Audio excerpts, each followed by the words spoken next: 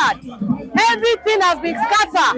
Like food, everything has been scattered. I wasn't born during the Civil War, but I don't think it's as bad as this during the Civil War for 30 months. I don't even think Afghanistan is going to what we are going through. It's terrible. What do we have for us to be able to say that we are proud of this nation?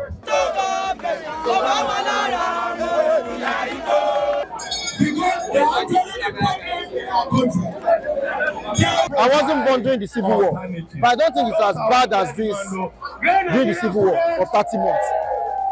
I don't even think Afghanistan is going to what we are going through. It's terrible. This is Nigeria. This is giant of Africa. And you keep hearing billions. So if you are to explain how it is affecting you or those around you, you might go gaga. It's out of this world. And it is simply the wickedness of this government and the previous government. We are here to drop a letter for them in the House of Assembly, Lagos State, telling them the pains Nigerians are going through, the evil that NLC is seeing this government perpetrating, and we are here to tell them that we will not allow them to sink Nigeria. Nigeria must survive despite their evil and wicked antecedents. This is a welcome step and action. And for people like us, it's laying the foundation for the possibility of rescuing Nigeria. Because the generals have demonstrated that they are incapable of rescuing Nigeria. They handed us this democracy. The bishop politicians are also demonstrating that they are incapable of rescuing Nigeria. They do not feel the pinch on the basis of the economic policies that they are imposing on all of us. So the working masses, led by the working class, must provide the necessary leadership to move this country forward. And we place emphasis on the working masses because they are the only people who feel the pinch of this economic bite. They are those people who want industries to be built. They want Nigeria to be industrialized so that jobs can be created for people to work. The neoliberal policies of neoliberalism and capitalism is not moving us forward. Fortunately, we have leaders who are schooled in Washington, in Paris. They are schooled from the economic schools from those places.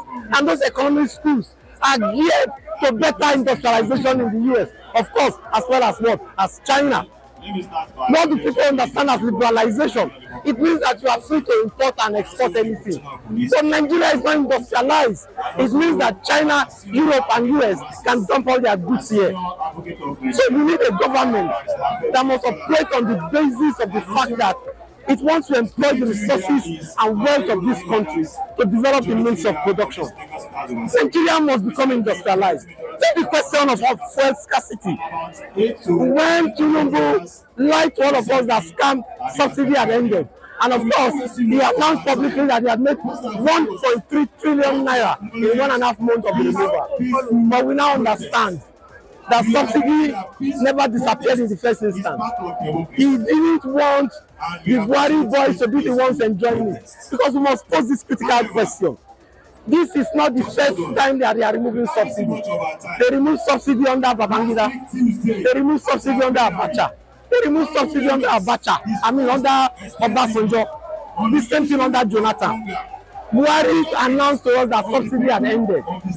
But what we must make people to understand is that the macroeconomic philosophy programs of neoliberal capitalism, which determines the value of this currency, is why we are in this mess. So ultimately, those of us who are here, we applaud this event, we applaud this development.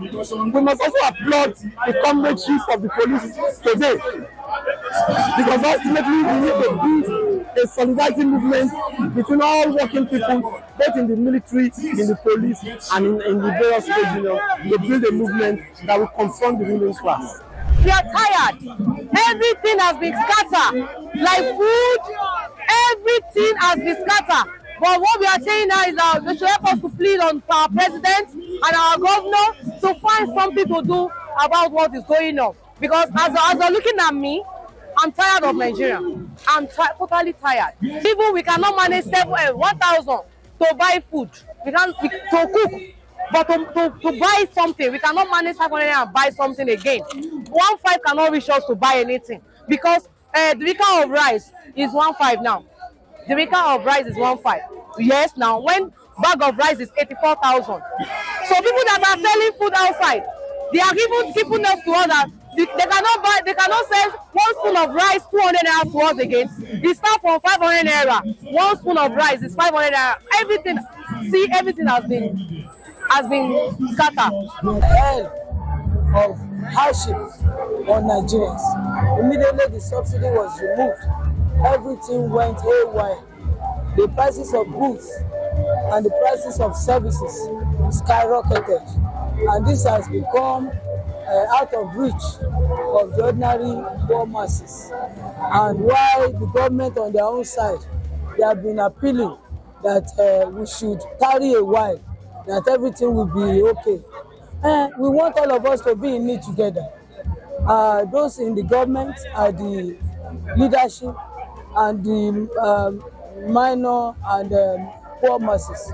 Let all of us be in this hardship together. If our leadership at the National Assembly has not gone ahead to procure armored vehicles of about 168 million each, then people will have a kind of belief in them that they are also working for the interest of the poor masses. Now they are protecting themselves through armored protected vehicles. But what of the citizens? Are we protected by anything? We are now open to kidnapping. We are open to all other anti-social vices, in which we are now asking them that they should provide leadership the way it's supposed to be. On daily basis, there is devaluation of our naira. Our local currency does not even have any value. It's valueless.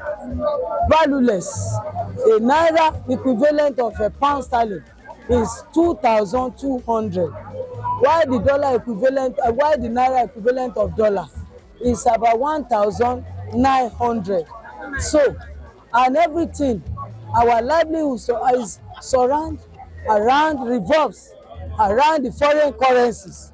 Our own local currency cannot even take care of our needs. We are consuming nation. We are not a producing economy, and this is very, very laughable. Smaller countries that are laughing at us. No electricity, no water, no security, no job security, no social security. What do we have for us to be able to say that we are proud of this nation?